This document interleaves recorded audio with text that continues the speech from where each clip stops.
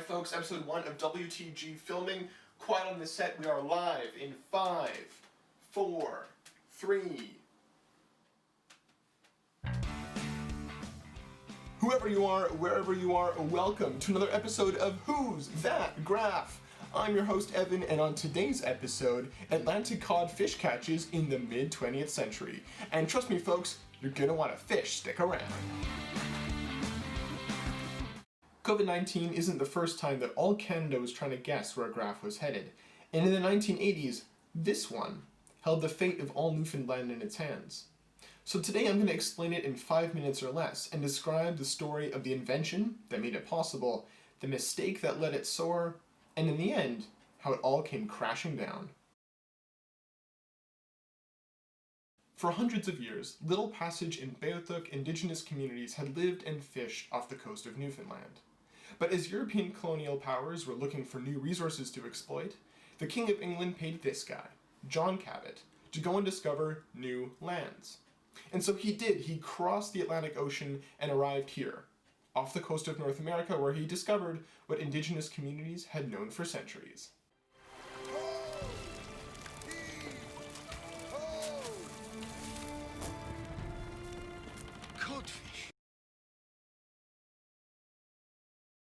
For several hundred more years, colonial powers from Europe fished Atlantic cod off the coast of North America, including at the historic Grand Banks off Newfoundland.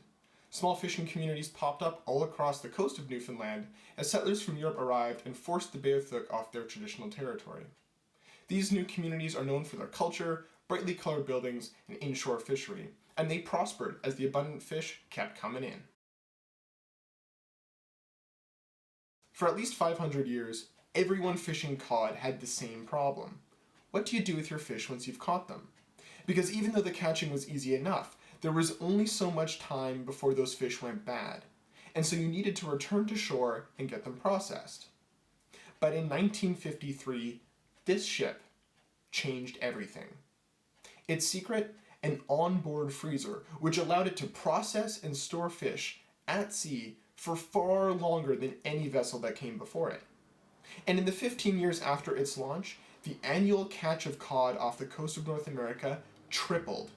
And at its peak, fisher people brought in the equivalent of 2.5 Empire State Buildings in 1 year. Around that time, local fishers began to notice that their catches were getting a little bit smaller, and they advocated for new regulations to protect the fishery. But in response, federal scientists said that the only way the massive industrial catches were possible was if the underlying fish population was still huge. Simply put, those experts were very, very wrong. What we know now but didn't know then was that Atlantic cod migrate in enormous groups.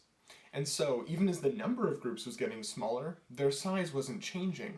And so these fancy new ships could find those groups and still bring in massive amounts of fish, even though the population itself was getting smaller. And then, out of nowhere, this happened. Annual catches began to plummet. The Canadian government put in new regulations, but these measures were too little too late, and by the early 90s, the fishery was a shadow of its former self.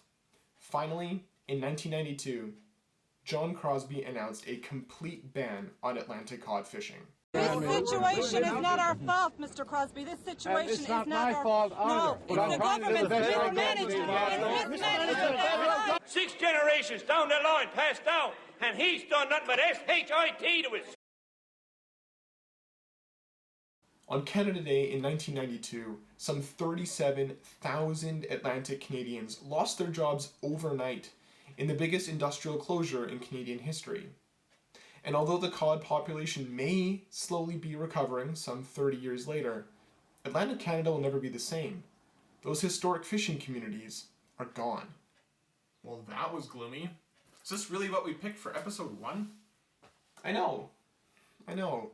The story doesn't really have a happy ending.